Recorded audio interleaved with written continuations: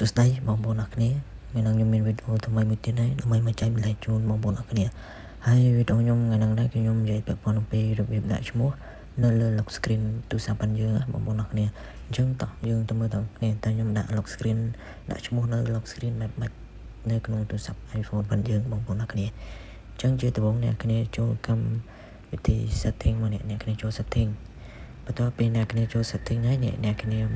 មកយកពាក្យ focus នេះកន្លែងនេះ line focus ហ្នឹងនេះកន្លែងរូបច័ន្ទអ្នកគ្នាចុចលើនឹងមួយមកបន្ទាប់ពីអ្នកគ្នាចុចលើនឹងមួយហើយអ្នកគ្នាមកយកកន្លែងសញ្ញាបូកហ្នឹងអ្នកគ្នាចុចលើនឹងមួយមកបន្ទាប់មកអ្នកគ្នាយកពាក្យ custom នេះកន្លែងសញ្ញាបូកដូចគ្នាខាងលើគេផុតជាអ្នកគ្នាចុចលើនឹងមួយមកបន្ទាប់មកអ្នកគ្នាជ្រើសរើសកន្លែងនេះកន្លែងរបៀបសញ្ញាកន្លែងយើងចង់ដាក់សញ្ញាអីក៏បានដែរកន្លែងនេះ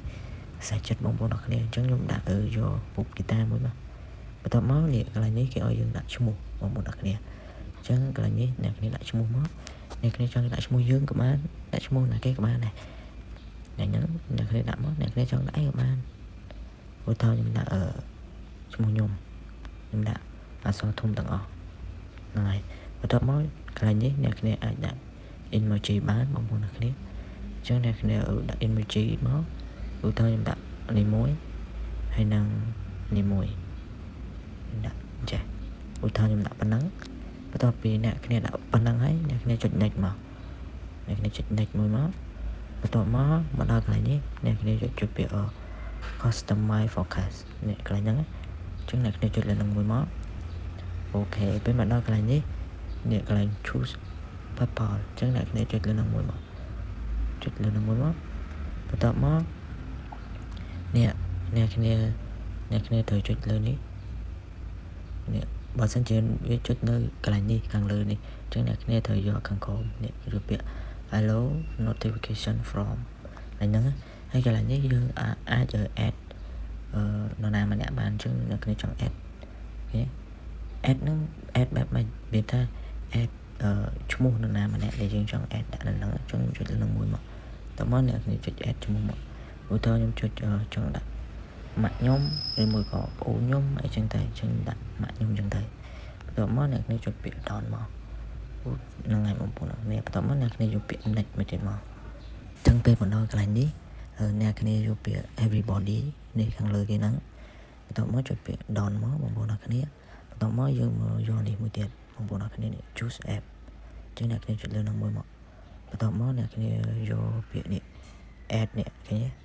add app អញ្ចឹងអ្នកគ្នាយកខាងក្រោមនេះ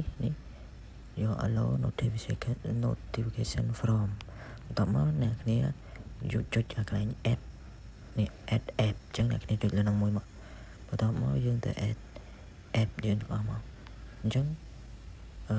អ្នកគ្នាចង់ add app អីគេខ្លះបើសិនជាវាអ្នកគ្នាអត់ add app ហ្នឹងទេអ្នកគ្នាអត់ add app ទាំងអស់នេះទេពេលដែល app ទាំងអស់ហ្នឹងផ្ញើសារមកយើងវាអត់ load នៅលើអេក្រង់របស់យើងទេអញ្ចឹងយើងត្រូវ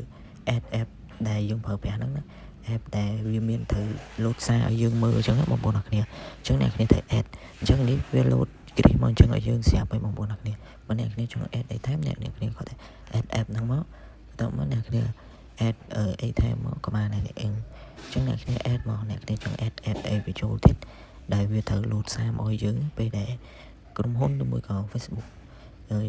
Facebook chat អីវាមិនពេលដែលគេ chat មកឬមួយក៏អីវានឹង load នៅលើអេក្រង់របស់យើងបងប្អូនអរគ្នាបើអ្នកគ្នាអត់ចុចគ្រីសចឹងទេពេលដែលគេ chat មកឬមួយក៏ Facebook អីមានអី load មកចឹងវាអត់ឃើញនៅលើអេក្រង់របស់យើងទេបងប្អូនអរគ្នាអញ្ចឹងពេលដែលអ្នកទាំងអស់គ្នា add app ហ្នឹងហើយអ្នកគ្នាចុចពាក្យ down មកនេះអញ្ចឹងអ្នកគ្នាចុចពាក្យ down ហើយអ្នកគ្នាចុចពាក្យ down មួយទៀតមកអូខេបងប្អូនអរគ្នាបន្ទាប់មកដល់កន្លែងនេះអ្នកគ្នានេះកន្លែង option ហ្នឹងoption ដែលចុចលើនឹងមួយមកបន្ទាប់មកអ្នកគ្នាត្រូវយកពាក្យ show on lock screen កន្លែងហ្នឹងអញ្ចឹងអ្នកគ្នាត្រូវចុចនេះបើកកន្លែងហ្នឹងមួយមកបន្ទាប់ពីអ្នកគ្នាចុចបើកកន្លែងហ្នឹងមួយហើយអ្នកគ្នាចេញមកវិញអស់មកបន្ទាប់មកអ្នកគ្នាអូសមកនេះមួយមកនេះអ្នកគ្នាអូសមកមួយយ៉ា